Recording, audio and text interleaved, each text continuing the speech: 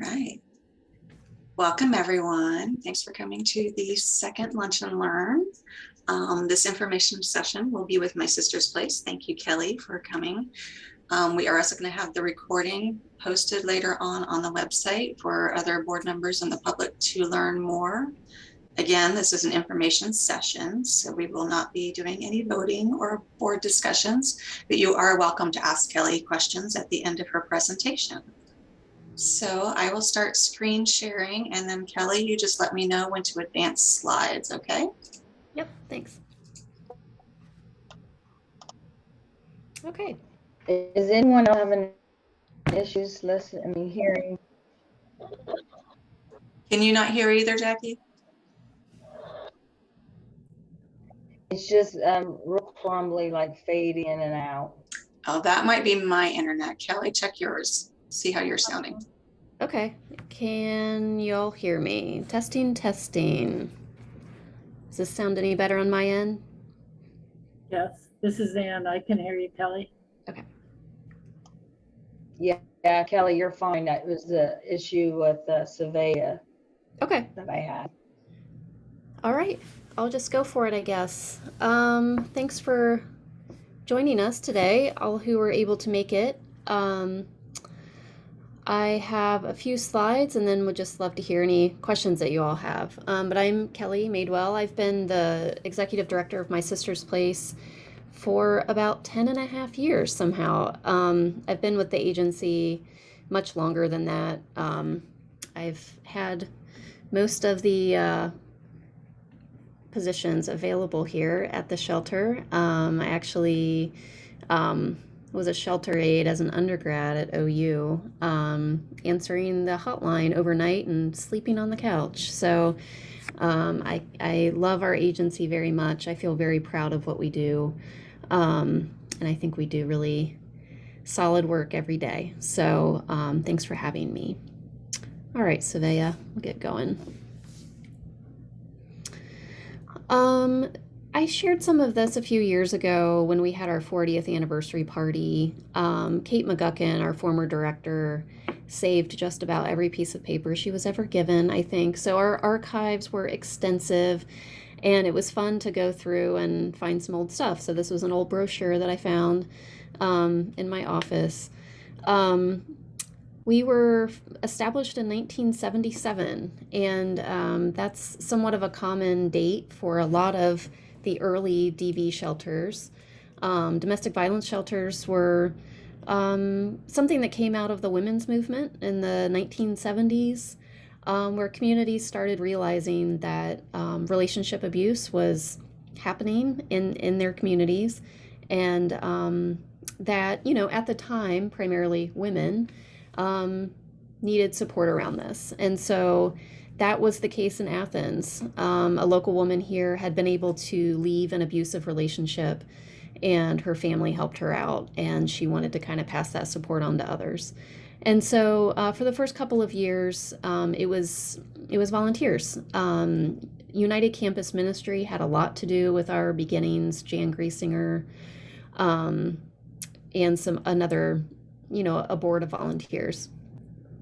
And then in 1979, we had our first paid staff member. It was a part-time executive director making $1.65 an hour.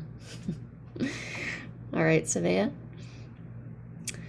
And then in 1980, we received our first grant, $1,000 from the Community Mental Health Board, now known as the Athens-Hocking-Vinton 317 board. So that was our first real money. So very, just so appreciative of all the support from the 317 board over the years. We've been a licensed residential care facility through what was then the Ohio Department of Mental Health, what is now Ohio Mental Health and Addiction Services, since 1983. And we've had a toll-free hotline since 1986. And then in 1992, we became the first domestic violence shelter and the third program in Ohio to be certified through ODMH. Our certification number on our certificate on the wall is 003. So we've been doing this for a very long time. Next slide. our board hammered out this mission statement a year or two ago.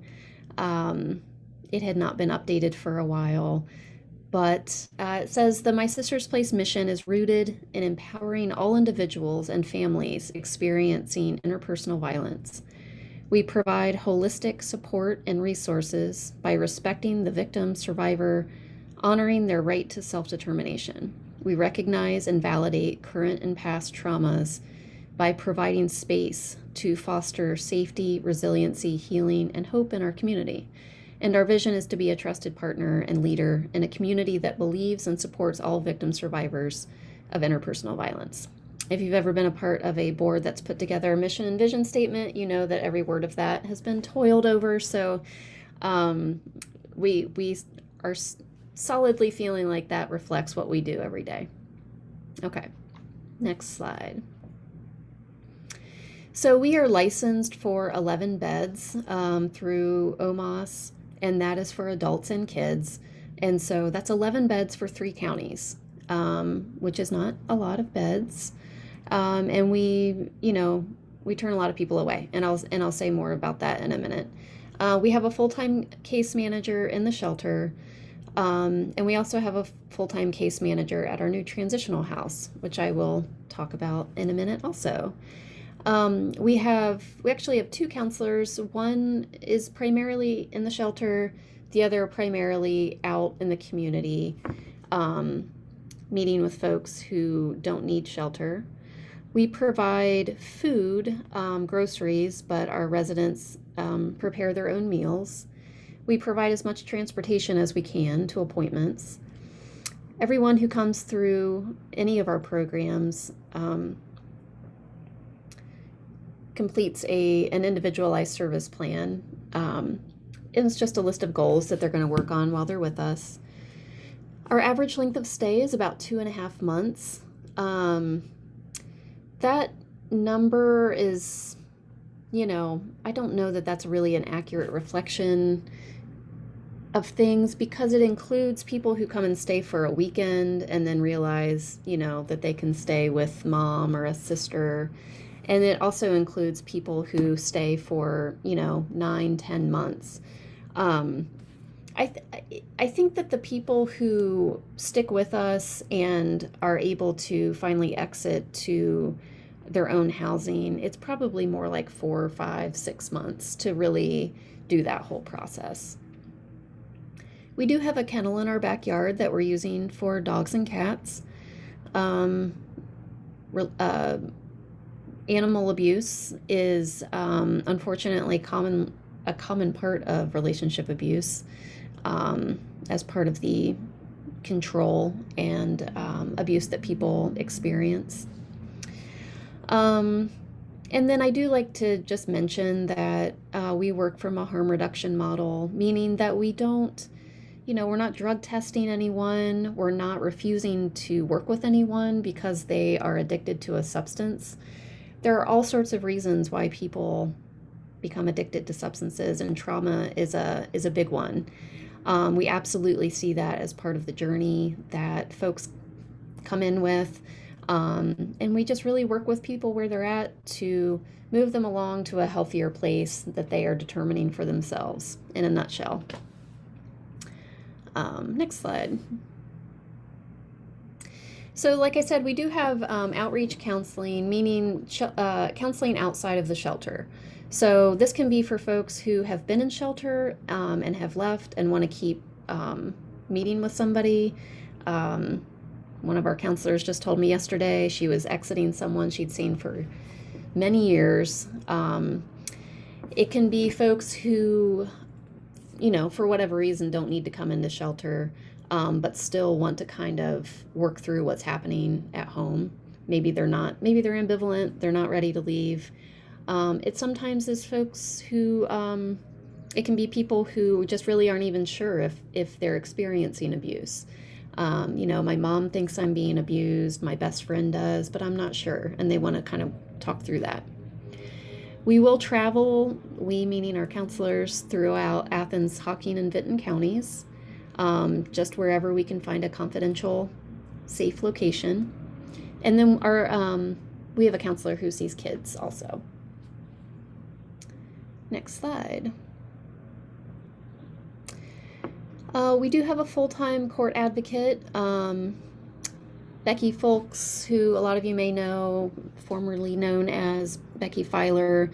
Becky is wonderful. She's been with us for about a year after Pat Smith retired. So Becky is full-time. She assists people with filing protection orders. She can accompany victims through the court process and just provide information about what's going on. She's not an attorney. It's not legal information. It is legal information. It's not legal advice. It's just, kind of an overview of this is what you're likely to encounter. Here are your options. She can refer to attorneys. But really, I think the most important thing she does is just, she is there as an advocate to support the victim through that process, which can be very intimidating and confusing. All right, Savea. And then last September, with support from you all, originally, it ended up that we were able to use CDBG, essentially CARES Act funding, to purchase a second house. The 317 board was, you all had been supporting us renting 3 apartments during COVID that enabled us to decongregate the shelter so there weren't so many people here. We were spreading people out in apartments, and this really allowed us to kind of practice transitional housing.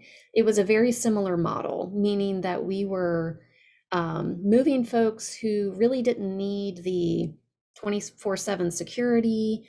They weren't being stalked. They weren't dealing with an addiction in a way that was, really disruptive to their progress. For folks who were dealing with all those sorts of things, we kept them in shelter. So we had these apartments. We kind of practiced doing some transitional housing. We learned a lot. And then in September, we had an opportunity to use CARES Act funding to purchase a second house. And Community Action, Athens-Hocking-Vinton Community Action Agency assisted us with pursuing that funding, and we were able to buy the house outright. It's been wonderful. We have served 10 individuals and their children since September. We currently have 3 there now. We can serve 3 families at a time. And this, again, is folks who are a little more able to move on because they're not in an acutely dangerous situation. They, have more independence and autonomy in this house. It's quieter. And it's just been a great addition to our services. So our new outreach case manager, Brittany Eckert, who's wonderful, her office is there, and she is assisting folks in transitional housing onto sustainable, affordable housing. You all are probably aware of the affordable housing crisis. It's rough out there for our folks who have vouchers and are not able to find housing quickly. And sometimes it just takes some time. And that creates a traffic jam in our emergency shelter with people who have vouchers, but don't need the intense services that we have here. So a lot of people in our transitional house are really just waiting for that housing to come through. Okay, next slide, please. In fiscal year 2021, we had 34 adults in shelter and 29 kids, 52 in our outreach counseling program, and 70 in court advocacy. We provided 3,820 bed nights, which is a lot. It was a lot more than the year before, and that was because of those apartments. We counted those as bed nights. We're counting a little differently right now. Around 1,500 hotline calls, and we turned away 109 adults or families. And that's about 50 less than the year before. We were around 150 for a few years, but our added capacity is bringing that number down, although our hotline calls are up. I don't know. It's we are certainly serving many more people because of our added capacity, which is exciting. Next slide, please. We serve anyone experiencing any kind of abuse. It does not necessarily need to be physical abuse. We serve both adults and children.